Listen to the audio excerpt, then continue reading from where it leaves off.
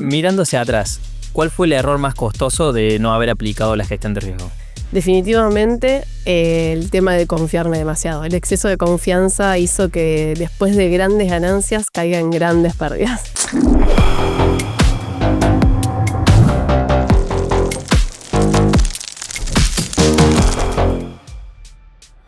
Mi nombre es Martín Aymar, soy gerente de relaciones con Partner y estamos hoy con María Agustina Patti, analista de mercados en Exnes Latam. Hoy vamos a hablar de la gestión de riesgo. La primera pregunta, Agus. ¿Cuál fue esa operación que te hizo dar cuenta de que no estabas gestionando el riesgo y fue imposible ignorarla?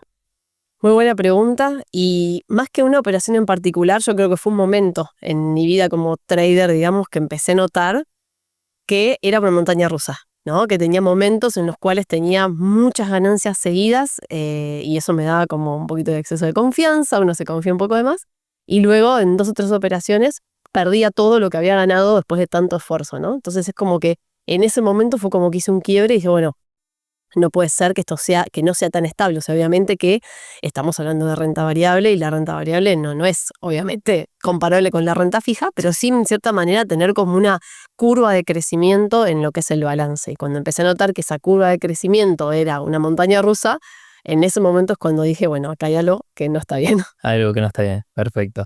¿Notaste que esa gestión de riesgo tenía algo que ver con el exceso de confianza a la hora de operar? Yo creo que sí, gran parte tuvo que ver con eso y el no seguir bien el plan de trading, ¿no? Es como que, por eso te digo que también tenía que ver con el exceso de confianza. Es como que, bueno, uno hacía pruebas previas, backtesting y demás, y cuando uno se empieza a confiar un poquito más y las emociones empiezan a jugar también en contra, empezás a hacer ligeros cambios y a veces también no tener quizás en claro el criterio para colocar esos niveles de stop, por ejemplo, ¿no? Exactamente. Bueno, ahí quizás la plataforma cumple un papel muy importante, ¿no? A la hora de gestionarlo. Te pregunto porque hay traders que uno a veces va hablando que gestionan bien el riesgo, pero después de una tercera o cuarta operación positiva, es imposible que la emoción no te gane a querer quizás ir un poco más allá y ahí quizás no gestionas el riesgo como debes. Sí, yo creo que el tema de la gestión del riesgo viene muy de la mano con la gestión de las emociones. Es como que va muy emparejado, ¿no? Y que en realidad la gestión de emociones te afecta a todo tu trading, no solamente la gestión del riesgo. Pero la única manera de ser consistente y de lograr resultados estables en el tiempo es gestionando correctamente el riesgo junto con las emociones, ¿no? Entonces, yo creo que viene un poco de la mano. O sea, si vos lográs gestionar tus emociones y tenés tu plan de trading, es mucho más fácil después poder seguirlo que si las emociones te están dominando. Claro. Y tocaste un punto importante. ¿Qué es para vos una buena gestión de riesgo? Porque si hay que gestionar bien el riesgo, bueno, ¿qué es una buena gestión de riesgo? Bueno, creo que en primer lugar tener una plataforma que ayude a colocar esos niveles de pérdida, y hablamos siempre primero de pérdida y después de ganancia esperada. Eso también fue algo que me sirvió mucho verlo al revés, ¿no? Porque uno como que se emociona y dice, bueno, pero sí, yo creo que va a subir o yo creo que va a bajar y creo que mi nivel de ganancia va a ser este. Bueno, es bueno pensarlo, pero como el paso número 2. El paso número 1 es primero tener en cuenta, bueno, estoy entrando al mercado. ¿Qué riesgo voy a asumir o qué riesgo estoy dispuesto a asumir para abrir esta posición? Para mí esa es una adecuada gestión de riesgo, empezar por ahí. ¿Qué nivel de stop loss voy a colocar automático en la plataforma y no moverlo después manualmente? Después ver, bueno, cuál es la ganancia esperada que tengo en función de ese riesgo. Después tenés otras herramientas, como por ejemplo, no sé, coberturas, hedge, entrar de manera escalonada. Cuando vos ves que el precio va tocando ciertos niveles, bueno, abrir nuevas posiciones, ir acompañando ese movimiento. También puedes ir acompañando con un trailing stop, por ejemplo, que es un stop loss dinámico. Entonces hay muchas herramientas en la plataforma que te permiten, una vez que vos ya abriste la posición en el mercado, poder ir controlando ese riesgo. Y también de manera previa, ¿no? O sea, antes de entrar al mercado, hacer como un escenario previo, ¿no? Una vez que ya entraste, colocar el stop loss y darte cuenta que era una cantidad de dinero que vos no estabas dispuesto a arriesgar, sino con antelación hacer como un arbolito de decisión, le digo yo, de decir, bueno, estoy asumiendo esta cantidad de pips de riesgo, espero ganar esta cantidad de pips, pero antes de entrar al mercado. Y algo también muy importante, medirlo en dinero, no solamente en pips, porque a mí me ha pasado a hablar con muchos traders que me dicen, pero no entiendo, o sea, si mis reglas están bien, no entiendo por qué cuando empiezo a ver que el balance se empieza a mover en negativo y como que hay muchos dólares en juego, me empiezo a poner nervioso, ahí entra la adecuada gestión de emociones. Le digo, bueno, pero vos sabés cuánto dinero estás arriesgando. Ah, no, yo lo medí en pips. Entonces, bueno, no, pero ahí tenés que ver bien cuánto dinero estás arriesgando, cuánto dinero estás dispuesto a asumir como riesgo máximo y en función de eso tomar después tus decisiones, ¿no? Perfecto. Y mirando hacia atrás, ¿qué error fue más costoso para vos? ¿Lo que es un tamaño de posición, un stop loss o un exceso de confianza? Definitivamente el exceso de confianza, porque creo que es más peligroso el exceso de confianza que el miedo al momento de operar en los mercados, porque te lleva a que te sientas súper poderoso, o sea, decís, bueno, no voy a perder más, o sea, ya está listo, encontré la estrategia de oro y te confías y bueno, quizás no se terminó de cerrar la señal o justo el gancho que vos esperabas para entrar y decís, no, bueno, ya está por cerrarse, me adelanto, así no pierdo porque veo que está justo en un precio y empezás como a obviar el plan de trading y la gestión de riesgo y empezás a guiarte por tu intuición, porque vos crees que vas a ser siempre todopoderoso. Correcto. Pero en tu caso, ¿cuál fue? Yo creo que también una cuestión de exceso de confianza, quizás lo más costoso es el no estar preparado o no saber a qué jugamos. Yo siempre lo digo de esa manera. Yo no sé a qué juego cuando no sé las reglas del juego. Y me pasó muchas veces con el trading de que yo abría posiciones y no tomaba en cuenta lo que era el spread, en qué posición. Hay veces que yo mi posición ya la iba a perder antes de abrirla, porque no conocía esas reglas o que existen diferentes tipos de cuenta para cada tipo de riesgo, ¿no? Que puede llegar a suceder. Entonces, para mí el error más costoso fue el no saber las reglas del juego. Y eso hicieron que después, bueno, uno va practicando y empieza a profesionalizar. Entra el plan de trading, que eso es algo que te iba a preguntar. En una gestión de riesgo, ¿qué papel cumple el plan de trading? O cuándo un trader tiene que gestionar su plan. Porque puede ser antes de empezar a tradear, el día o empezar la sesión. Puede ser el plan semanal o durante el mes. O ¿cuál sería el paso correcto de un trader que vos tenés experiencia para que nos cuente? Es decir, que un trader, ¿qué debería hacer antes de empezar a tradear? Y estas cuestiones de su plan. Porque muchas veces yo hablo y digo, en un día malo te van a quedar 4 días más de trading. Entonces podés pasar del plan de trading diario a un plan de trading semanal. Y en una semana mala, para no ver tan negativo las cosas, puedes pasar a un plan mensual.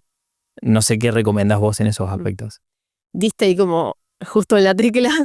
Primero lo que habías mencionado antes del tema de las reglas del juego. Muchos a veces se centran solo en la estrategia y hay un montón de otras cosas alrededor que quizás tu estrategia no es la mejor en lo que es tasa de acierto y demás, pero con una buena gestión del riesgo, un adecuado plan de trading, un montón de otras cosas alrededor, como decías vos, elegir bien la cuenta y demás, hace que tu balance, digamos, sea consistente en el tiempo. Y ahí enganchamos con la segunda parte que me decías recién.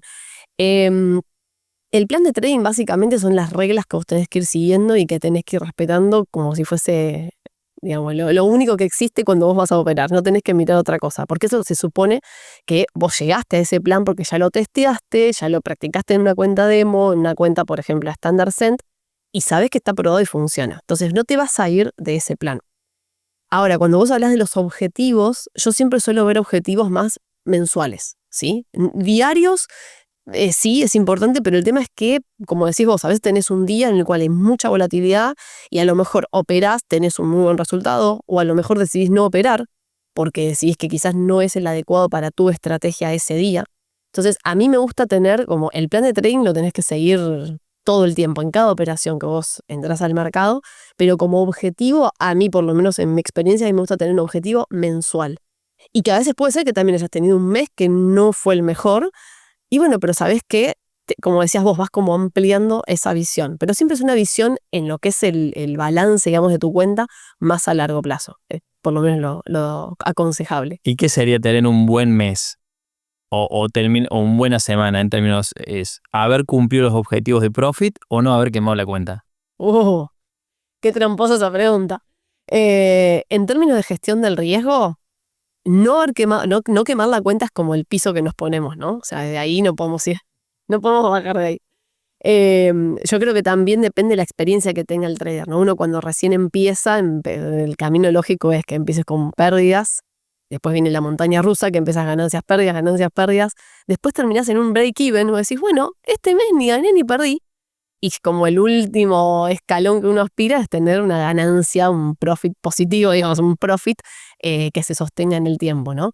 Yo creo que un buen mes sería el cual vos tenés un profit, si tenés una rentabilidad ese mes, y como ya el objetivo final es que esa ganancia se sostenga en el tiempo. A lo mejor el mes siguiente vas a tener una ganancia un poquito menor, pero ahí ya como vas estabilizando tu balance, digamos. Bueno, ¿y qué reglas concretas empezaste a aplicar después de un punto de inflexión que hayas tenido?